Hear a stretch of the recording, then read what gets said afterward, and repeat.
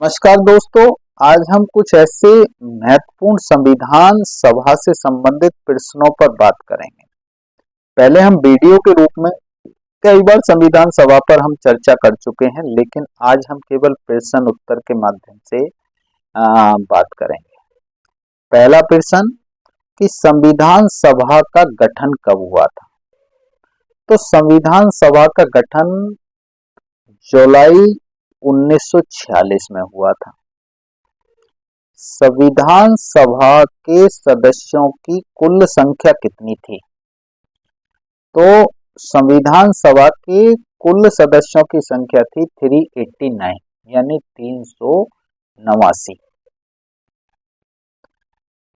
संविधान सभा की पहली बैठक कब हुई?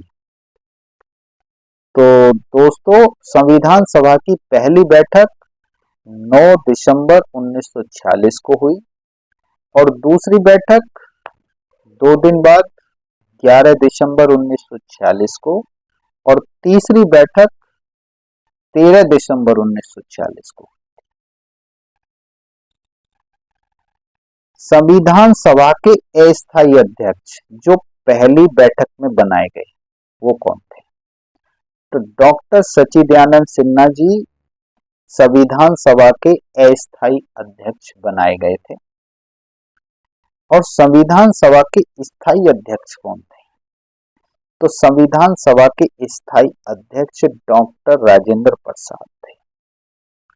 और संविधान सभा में संविधान का प्रथम वाचन कब हुआ? तो संविधान सभा में संविधान का प्रथम वाचन 4 नवंबर से 9 नवंबर 1948 तक चला। और दूसरा वाचन संविधान सभा में संविधान का दूसरा वाचन कब हुआ? 15 नवंबर 1948 से 17 अक्टूबर 1949 तक चला।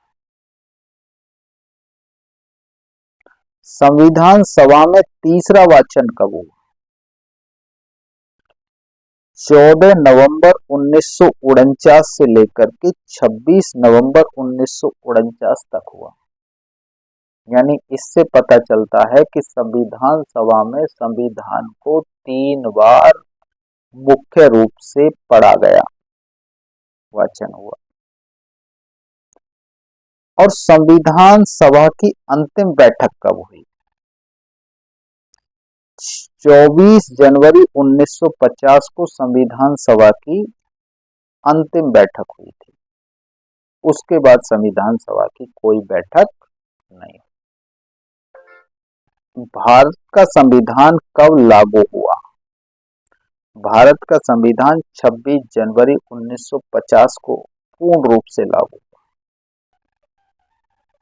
संविधान सभा ने राष्ट्रीय गीत को कब अपनाया?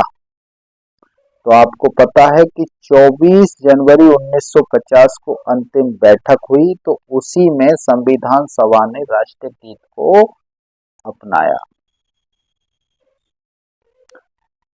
और संविधान सभा ने राष्ट्रीय ध्वज को कब अपनाया? 22 जुलाई 1947 को संविधान सभा ने राष्ट्रीय ध्वज को अपनाया।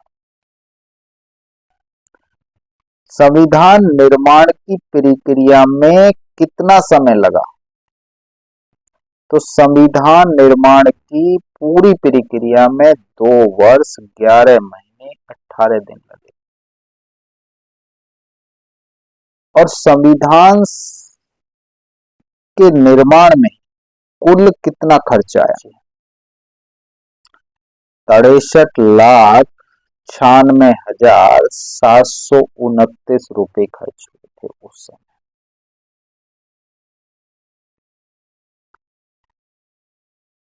भारत के मूल संविधान में कितने भाग हैं? तो भारत के मूल संविधान में 22 भाग हैं। भारत के मूल संविधान में अनुच्छेदों की संख्या कितनी है? तो भारत के मूल संविधान में अनुच्छेदों की संख्या 395 है, 395। और भारत के मूल संविधान में अनुसूचियों की संख्या कितनी है? 8। भारत के मूल संविधान में अनुसूचियों की संख्या 8 है। और भारत के संविधान के पिता किसे कहा जाता है? डॉक्टर भीमराव अंबेडकर को भारत के संविधान का पिता, जनक, निर्माता कहा जाता है, क्योंकि डॉक्टर भीमराव अंबेडकर ही संविधान सभा के अंदर बनाई गई प्रारूप समिति के अध्यक्ष थे और उसमें 6 सदस्यों के साथ 7 लोगों की एक कमेटी बनाई गई थी, जिसमें महत्वपूर्ण काम डॉक्टर भीमराव अंबेडकर जी के द्वारा किया गया।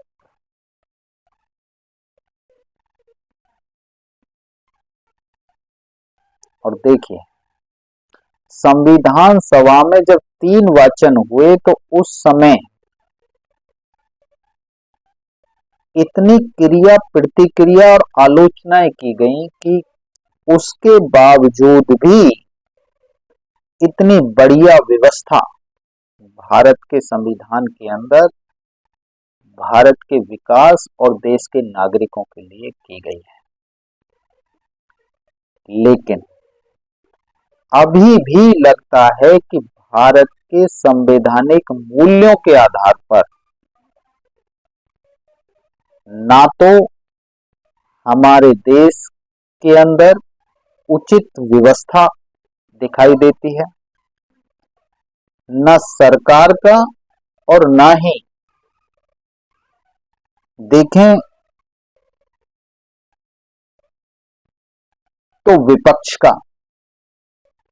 संविधान के आधार पे जो देश के विकास के लिए काम होना चाहिए या संविधान को पूर्ण रूप से लागू किया जाना चाहिए, वो दिखाई नहीं देता। तो मुझे लगता है कि जो विकास की सबसे पहली कड़ी है या कहें कि एक रीढ़ की हड्डी है, वो है शिक्षा।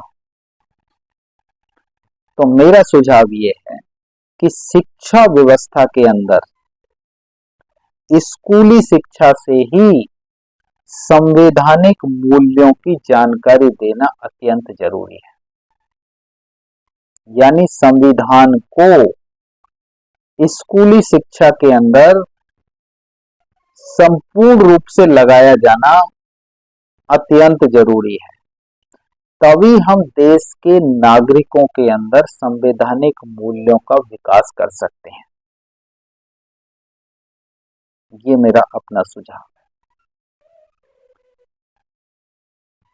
क्योंकि जब तक देश के नागरिकों के अंदर, क्योंकि जो बच्चे आज स्कूल के अंदर स्कूली एजुकेशन में हैं, एजुकेशन प्राप्त कर रहे हैं, उनको स्टार्टिंग से ही संवैधानिक मूल्यों पर शिक्षा दी जाएगी, संविधान पर शिक्षा दी जाएगी, तो उनके अंदर वो चीजें पैदा होंगी कि वो आगे संविधान को सही तरीके से क्रियान्वित करा पाए, लागू करा पाए। क्योंकि उनमें से ही कोई आने वाले समय में कोई विधायक होगा, कोई एमपी होगा, कोई एमएलए होगा, कोई मंत्री होगा, कोई राष्ट्रपति होगा, कोई ऐसे संवैधानिक पद पर होगा जहां से संविधान को सही तरीके से लागू किया जा सकता है या संविधान की रक्षा की जा सकती है, सुरक्षा की जा सकती है। नहीं तो देखने को तो ये मिलता है कि प्रैक्टिकली अगर आप देखें तो संविधान में इतनी व्यवस्था होने के बावजूद भी आज देश की आर्थिक स्थिति, सामाजिक स्थिति, राजनीतिक स्थिति, तीनों स्थिति शोचनीय है। तीनों व्यवस्थाओं पर देखा जाए तो शोचनीय व्यवस्था बनी हुई है कि उस पर सोचना चाहिए क्या सामाजिक व्यवस्था देश की ठीक है। अगर ठीक होती तो ये जगह जगह दंगे फसाद अत्याचार नहीं हो रहे होते। आर्थिक व्यवस्था ठीक होती तो लगभग 70-80% जिनको सरकार कहती है कि उनके लिए राशन और खाने की व्यवस्था करनी पड़ रही है, तो वो करनी नहीं पड़ रही होती। राजनीतिक व्यवस्था ठीक होती तो इस तरीके के हर चुनाव में जो क्वेश्चन खड़े होते हैं, लोकतंत्र पर जो एक क्वेश्चन मार्क खड़ा होता है, वो शायद नहीं होता।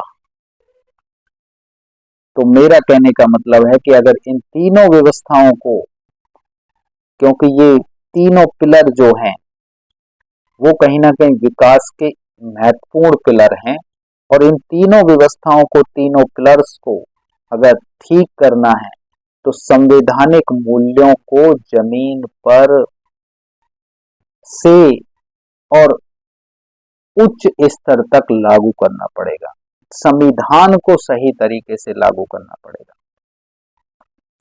तो ये मेरी गुजारिश है, ये मेरा आग्रह है कि अगर कहीं इस तरीके की जरूरत है तो सबसे पहले जरूरत है कि शिक्षा व्यवस्था में संविधान को स्थान दिया जाए।